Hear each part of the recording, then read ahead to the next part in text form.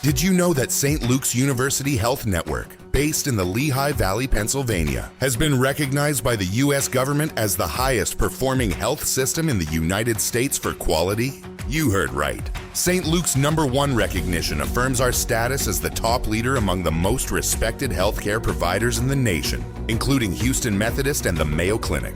To state it simply, if you want to receive the best care when you go to a hospital, come to St. Luke's. Listen, all you New Yorkers. Taxi! Okay, man, we're looking around. This is the 77 WABC minicast. But what's worrying me now is that his social media is now taking on a violent turn. And that worries me, because when you do that and when your messages are so hateful or when you demonize people, then you do provoke people who are unstable. And you can jeopardize people's safety. You mean like the throwing of the tomatoes? Well, the throwing of the tomatoes, which look like blood, or drowning me and the governor in a reservoir. But there's also other violent scenes. And so I've noticed that it's taking on a violent trend. I'm Karen Bass, and I'm running on my accomplishments. Los Angeles on fire. Mayor nowhere to be found. We were so prepared for wildfires. I didn't even have to be in the country when the town burned. I've addressed the homeless problem. Now, most of them won't stab you as long as you don't make eye contact. Our climate change policy is so strong, we've brought down energy use in the Palisades by 99%. Almost none of the needles in children's playgrounds have AIDS on them. If you like the last 4 years, you're going to love the next 4. Vote Bass. Welcome, my friends, to the Saturday morning extravaganza.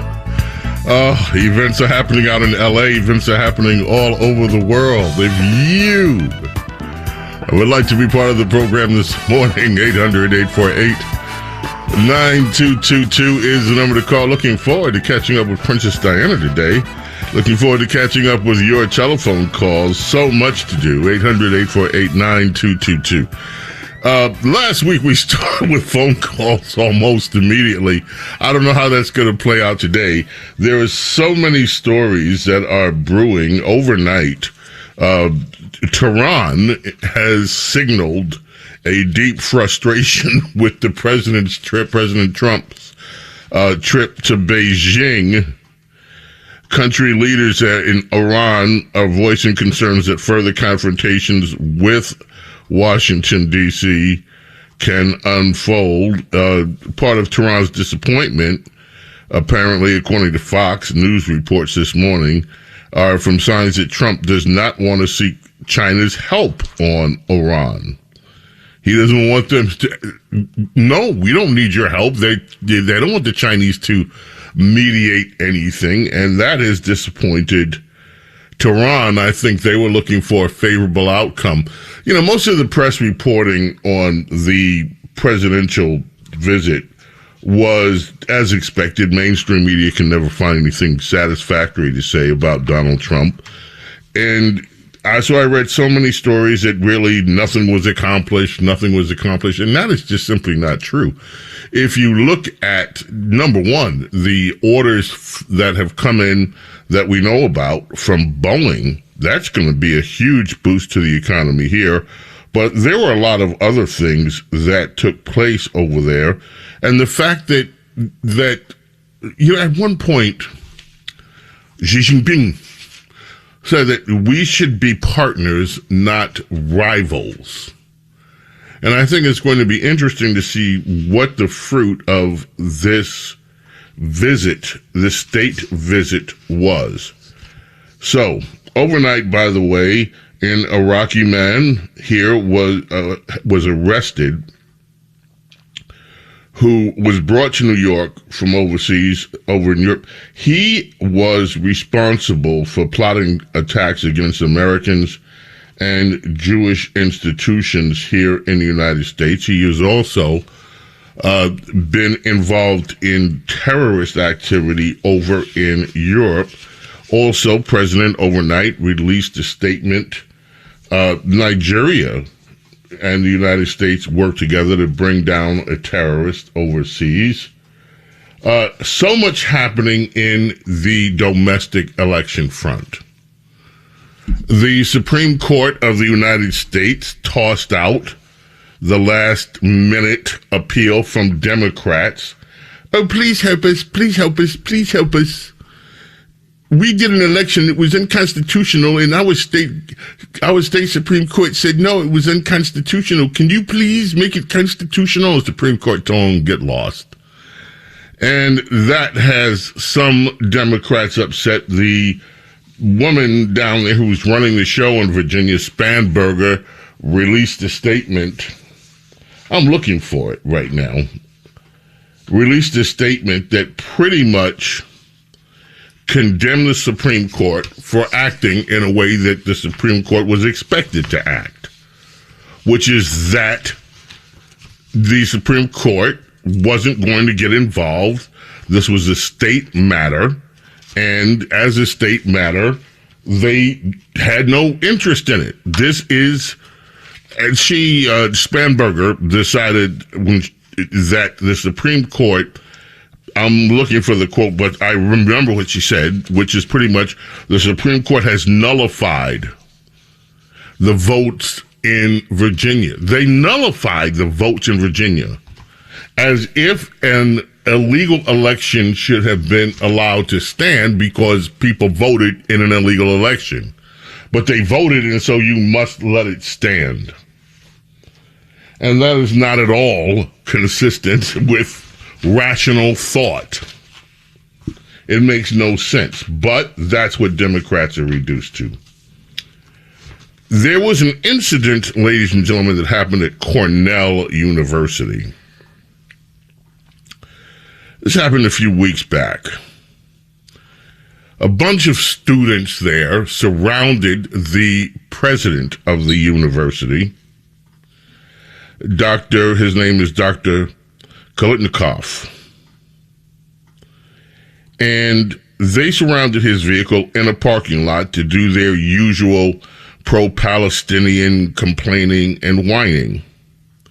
It's at Ithaca. It's in Ithaca, New York, Cornell. And the president of the university backed up. And apparently, in backing up from these hooligans from the university, one complained that his foot was run over, the other was brushed back with the car, not hurt seriously. But they were demanding action. Well, the trustees of Cornell University blamed the students for the incident and pretty much gave Dr. Kolitnikov a pass on it. The trustees said the students' actions were inconsistent with university policies governing expressive activity. They are not going to press charges against the student, no disciplinary action against them, and the president of the university has been absolved of all, I guess, responsibility for the incident. They praised, in fact, the trustees praised the leadership and integrity of the president. On yesterday afternoon, Dr. Kolitnikov released a statement. He said at the time of the incident, he had not believed he hit anybody. He was in an SUV. He found out only when he saw clips of the incident circulating the next day that a student had been brushed back, hit. In retrospect, he says he should have remained in his car, locked it, and called the police. But he didn't. I wonder what it's going to take before some of these left-wing protesters, these college kids that think they have the right to protest everything, are thrown out of the universities that they are in, told not to come back. And by the way, keep the tuition money. and just stop this nonsense that has been happening on college campuses now for 3 years. Stop it. Moving on. If you want to comment on any of these things, please feel free. 800-848-9222 is how you reach us. The Democrat lone congressman in Tennessee, Steve Cohen, has said he's not running again. That's it. I'm out. Democrat Representative Steve Cohen announced yesterday he's ending his bid for re-election. He says he doesn't want to quit. He's not a quitter. But the districts have been drawn to beat him. He lamented that Tennessee will likely shift to an all-Republican congressional delegation after the next election. He says that if the Democrats are able to regain the White House, that doesn't bode well for Tennessee either, because they're going to be left out of the loop with no representation. Gee. Every time I hear one of these statements, I think about the Northeast, where you have Republicans completely shut out of any congressional representation in a number of blue states, and the lack of complaints about that. Do you know California, for instance? California has more Republicans in that state than any other state in the country. And yet, Republicans are pretty much shut out of any decision-making process in the governance of California on a state level. And of course, their delegation is overwhelmed with Democrat congressional representation. And that was before Democrats redrew the map in California to give themselves even more power. Today is a primary day in Louisiana. Senator Bill Cassidy is up for election. I think we do have some sound bites about Cassidy from the repolls, Matt. Let me see if we can find them really quickly. And Cassidy is not looking good. Cassidy's numbers are down. And if you remember, Cassidy is one of the ones who voted for the impeachment of President Trump, these phony impeachments that Democrats ran. He's one of the few Republicans out from Louisiana who voted for it. In fact, 38. He was asked about his impeachment vote by a reporter earlier in the week, and this is his response. In the impeachment vote today, someone asked you about that. You addressed it head on. You defended that vote. Do you think it's a liability for you in the primary? Well, it might be. But I tell people, hey, you married? Did ever your spouse do something that you didn't really like? And you work through it. Are you focused on the past? Are you focused on the now and the future? I'm focused on the now and the future. If you want somebody delivering for our state to make Louisiana a place where people move to, set down roots, raise their children and grandchildren, I'm your guy. If that's what's important to you, vote Bill Cassidy.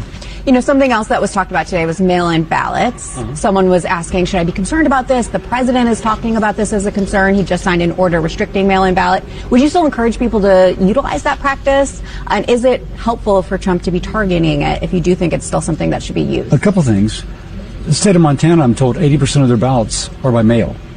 So there is a kind of a good Republican state, very red state. And 80% of their ballots are by mail. As a doctor, I know there are people who cannot physically go to a voting booth, and you want to make sure they can still vote.